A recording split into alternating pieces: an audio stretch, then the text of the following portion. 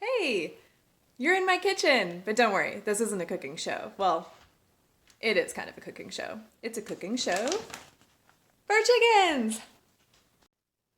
In case you have no idea who I am, I'm Bev from the podcast We Drink and We Farm Things, and I'm over on the Instagram over at Ross Roost Farm. And today we're going to make donuts for chickens using Grubblies. That's right, Grubblies. Now we're going to make this real simple here. The only thing we're going to use is Grubblies and some bacon grease in a donut pan. And you've got to warm up the bacon grease a little bit. And that's because right now, it's not really in a good state to make donuts. And can you use something besides bacon grease? Absolutely. And quite frankly, I actually don't recommend that you feed your chickens too much bacon grease. Our chickens are pretty bougie. They're in good shape, they're not starving or anything, so they really don't need that much fat. But during the winter, it's totally fine to give them just a little bit. So I'm gonna make a whole dozen donuts for them, but I only have 15 chickens. So I'm gonna hold back and maybe only give like 2 or 3 of the donuts a week. That way I don't overdo it on the bacon grease. You can probably use coconut oil or anything else you happen to have on hand to bind them together. There's all sorts of great chicken recipes out there, but bacon grease is what I have on hand, so that's what I'm gonna use.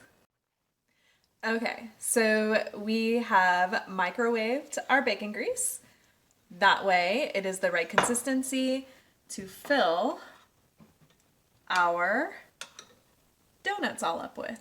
So I'm just gonna take a little bit of grease and I'm gonna put some into each of the donut compartments.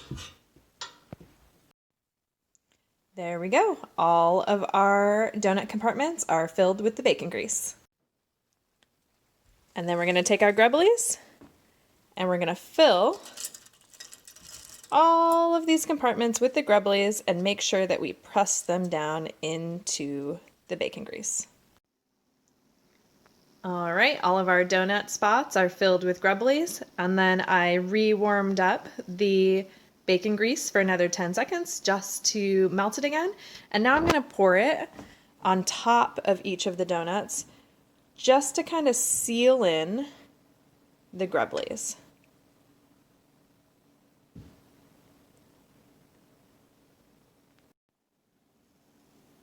All right, trays are all filled with the bacon grease and Grubbly. So I'm going to top a few of these off just a little bit because you can see that there's some spots where there's a little more bacon grease than there is Grubblies. And the Grubblies is the good stuff. That's what we really want them to get. All right, they're ready. So now we're going to pop them in the freezer and let them harden.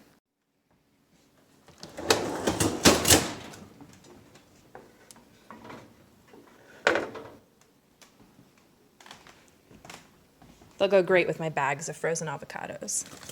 There we go. Make sure they're flat. They're not going to run into anything. All right, it's time to see if our donuts are done. They're looking pretty good. They are a little tricky to get out, but you just use a butter knife and run it around the edge.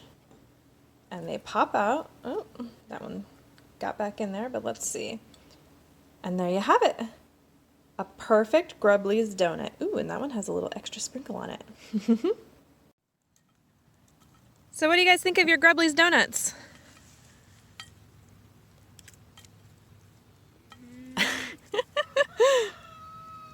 Well, you're a fan, huh, Stuart?